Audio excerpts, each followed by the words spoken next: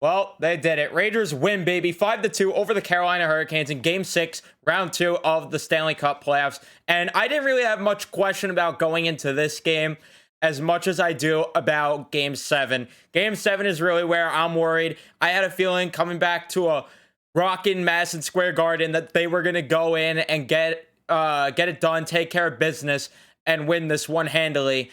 My question is really more about, can they carry this over the game 7 finally in PNC Arena? We'll have to wait and see. But overall, really great performance. Sorta. There were times where I wasn't too happy with certain things. Just the second period, it's weird because the Rangers scored a good amount of goals in this entire game, obviously. But in the third or the second period, they had 2 goals, but it felt like Carolina really dominated mostly that period. I wouldn't say they dominated the whole game, but I think that mostly the second period they did. But before we dive into the action here, be sure to leave a like on the video if you do enjoy. Subscribe if you guys are new, especially if you're Ranger fans. Turn the notifications on as well so you know when I upload. But to get a little pregame note, Barclay Goodrow finally came back in the lineup. Thank God. The long-awaited return at this point. It's been since game 1 of the Pittsburgh series since Barclay Goodrow's played, so nice to see him get back in action and to have him slot back in on the 4th line. He took Kevin Rooney's spot, and I found that interesting because I thought, okay, maybe they would take Reeves out because you want Kevin Rooney out there for the penalty kill still, right? But apparently they wanted to go with Ryan Reeves, and towards the end of the game, you understood why they wanted Ryan Reeves in this game, but for the majority, or not for the majority of the game, but before the game, I was kind of questioning why did they pick Rooney to go out of the lineup over Reeves. But again, we learn later on why. First 5 minutes were very quiet though in this game. Not a lot happening for either side, honestly. Just a lot of back and forth hockey, which is pretty much what has pretty much became the norm in this series for the most part. And then Carolina, they get a chance. Stahl gets one in the slot, and K'Andre Miller makes a huge play there. K'Andre Miller has just been a different player in this postseason. I can't stress it enough. He's just been really good. Igor, then, he stopped Aho on a breakaway, and then Teravainen got a rebound. Igor stops that, and coming the other way, here come the Rangers, and Tyler Mott somehow squeaks one by Antti Raanta, and that gives the Rangers a 1-0 lead. That's an unassisted goal, and the Rangers go up 1-0 early. So really good to see them actually capitalizing on a turnover, but capitalizing on a chance coming back the other way. How rare is that the Rangers actually do that? So nice to see that going. Compton almost made it 2-0 right after. He just missed. At first, I was saying that went in, right? They're going to sound the horn. That went in. Nope. Looks like it went off the post and then went off of Slavin and almost bounced off Slavin and then, but just missed there. And Fox then, he had a chance. He missed wide open on the side of the net. Smith then went off for high sticking. And what do the Rangers do? They score on that power play. Mika Zibanejad makes an insane move to send Brady Shea to Africa on that as he carries it into the offensive zone, and he scores on Raanta, and that makes it 2-0. They gave Fox and Shesterkin with the assist, and Raanta left his 5-hole wide open. Mika was on that all day. He saw that all day. 2-0. Trouba then goes off for tripping. Dumb penalty on his part there. But thankfully, Igor comes up huge. He makes a big save on Teravainen, then a big glove save on Tony DeAngelo towards the side of the cage there. And the penalty was killed there. And overall, that was pretty much it. Igor made another huge save on Niederreiter, and I believe Jordan Martinook with the glove. Really great period there for the Rangers overall. I thought so. 15-12 in favor of Carolina for shots, but it didn't really feel that way. I thought the Rangers had control of most of that period, and I was very happy with the way that they played there. And another thing that was good, they got under Carolina's skin. And you see the difference that it makes, which we'll talk about more later on in the game. Second period, Laffy, he makes a nice little defensive play towards the beginning of the period. Led to a 2-on-1 with Hedel. Hedel missed wide. And then Hedel makes up for it as he scores pretty much right after from Adam Fox. Beautiful snipe, top cheese. And that ends up being the end of the night for Raanta. And Peter Kochetkov comes in goal for him. And Carolina responded pretty well right after that as Brady Shea scores from Aho and Jarvis. I don't know how this one went in. This is one that Igor probably should have stopped. There was a little bit of traffic in front, but it was a slow moving puck. I think Igor maybe could have had that. But at the end of the day, not going to be too mad because right after that, pretty much a minute 50 after, Philip Hedl, a beautiful backhand top cheese from Lafreniere and Shesterkin. Shesterkin, if you're counting at home, that is his second assist of the night. I think he had 3, and I think they took one off for whatever reason, which is weird. But that is his second assist of the night either way, as he backhanded that one. Beautiful goal. And then Copp, he continues to play a really good game. He had a chance on a 2-on-3. And then the rebound ended up being too far from Panarin. And then his next shift, he ends up missing a chance just in front. So, again, Copp getting close there. Carolina, though, then scores Trocheck from Necas and Shea. And this one goes off of Ryan Lindgren again. And it goes 5-hole. So maybe Lindgren needs to stop putting his body that close in the blue paint, maybe. And then Kreider goes off for hooking. You're like, yep, here we go. Here comes the downward spiral. We're cooked. We're done. It's over. Nope, the Rangers kill that penalty. Kreider got a 2-on-1 with, I think it was Mika, and he couldn't score on that. Igor then took an interference penalty as he just bodied Seth Jarvis.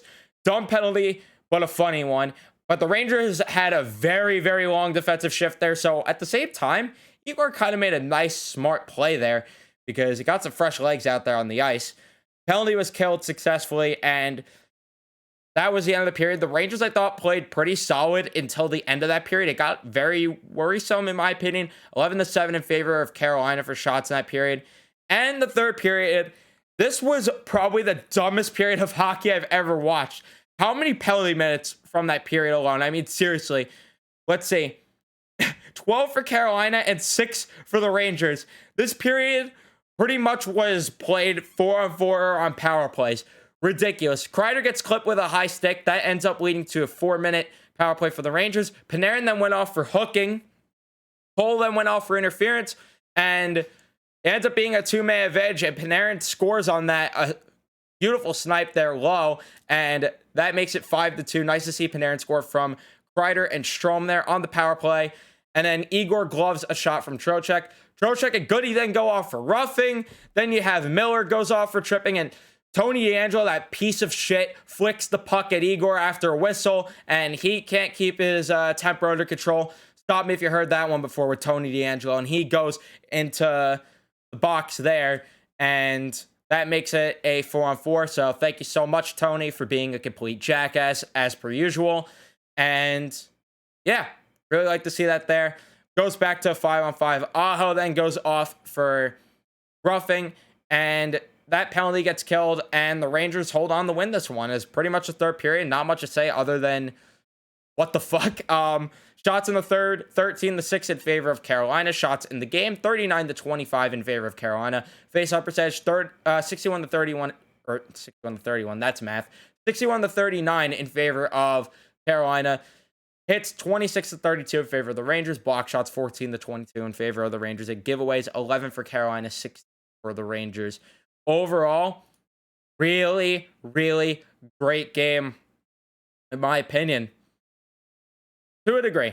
There were times where I thought it got a bit shaky, but overall, I thought that most of Carolina's chances, they weren't really high danger chances. There were a couple big saves Igor had to make, but overall, I'm pretty happy with the way this turned out. For the first line, you had the usual Kreider, Zibanejad, and Vatrano. Way better performance from them all around. Kreider, he was okay. Probably the worst of that line, but he had a pretty decent game. Zibanejad, pretty solid game from him. And Vatrano, bad game from him as well. But overall, I'm not too disappointed.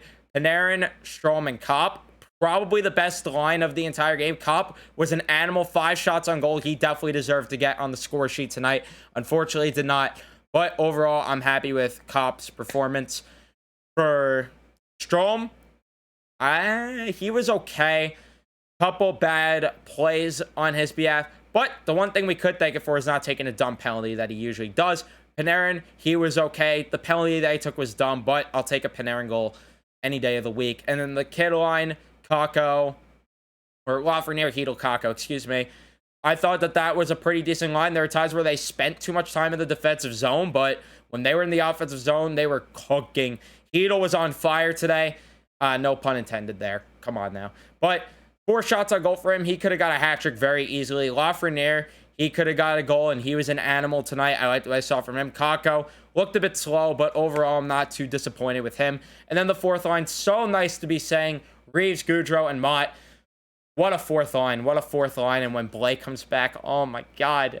Oh my God. With the way Reeves is even playing right now, what are you going to do with Blake when he comes back? It is mind-blowing. Well, let's win game 7 first before I speak about that, honestly. So let me slow my roll a bit there. My bad on that, because like I said, Carolina could easily come in and stomp us. Lindgren and Fox. I'm saying all on this video. I don't know why I'm so out of it. Lindgren and Fox, I thought were pretty good this game. Of course, Lindgren had the goal that went off of him, but outside of that, I'm not going to complain too much. I thought that they played pretty good.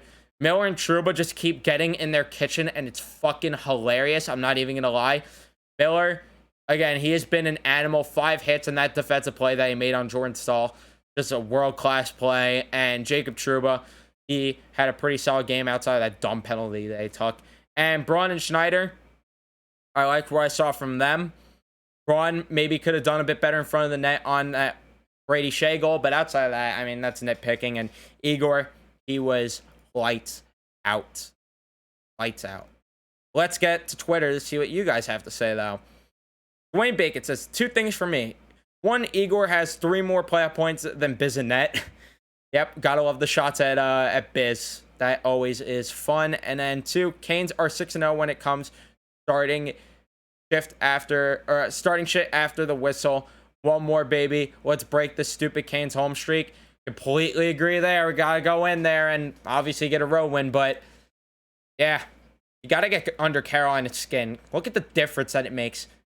It is so funny watching them throw a temper tantrum after each whistle, after each game. Like, just go home and pack it up. Fucking losers. Fucking losers. Black Dog says, holy shit, what a game. We were the better squad right from the jump. Kreids looked better. Mika stays hot. How about 72? Trouba train keeps rolling. Go Rangers. And thanks for the great videos, Python. Let's get 7 and move on to Tampa Bay. Thank you for the kind words and the support. I appreciate that a lot. It's always nice hearing people tell me that I do a great job here, because I'm just out here talking about the Rangers, and I'm glad you guys enjoy it, and I'm glad you guys participate in these videos, which, by the way, follow me on Twitter if you're not already, so you could. But yeah, I agree with everything you said. They were the better squad from the jump. There were times where it did get iffy. And as for Kreider, yeah, he looked better tonight. Still wasn't too happy, but he did look better. To be fair, the Rangers aren't giving him too many chances to get those tipping goals that we know that he likes to get and get the garbage goals. I'd like to see them play to Kreider's strengths a bit, because we saw how it worked in the regular season, obviously. Mika, yeah, he's been pretty hot offensively. I'd like to see him actually do something like that, though, in Carolina, where the matchup doesn't phase him. Heedle, couldn't ask for a better performance from him. And Trouba, yeah, he's getting under their skin, and I love it. New York Style 24, Tony is a bitch. Yep, I mean, kept it short, kept it simple, and I'm just gonna like that tweet and agree with it. And then NYR10 says, thoughts on Igor tonight? Come on. Come on now. Come on now. Did he get tested that much? Not really, but some of the saves that he did have to make, he's unreal. He is unreal. But now we get to the challenge, and now we get to the game that I'm worried about. Going back to PNC Arena and trying to close the series out and go to the conference finals. And how am I feeling in terms of... I'm feeling 50-50. I'm trying to be maybe a little more 60-40 on the optimistic side. I'm being cautiously optimistic because they haven't won in PNC Arena. Carolina hasn't really lost there in the postseason, so... But at the same time, the Rangers do respond to adversity well, so it's going to be an interesting matchup. And I just hope that, at the very least, you give us a fight. Give us a fight. That's all that I want. That's all that I'm asking for at the very least. But you're at the door. Just close it out and move on to Tampa. Forget all the people right now that are saying, well, we're going to lose to Tampa either way. No, forget all of that. Forget all of that.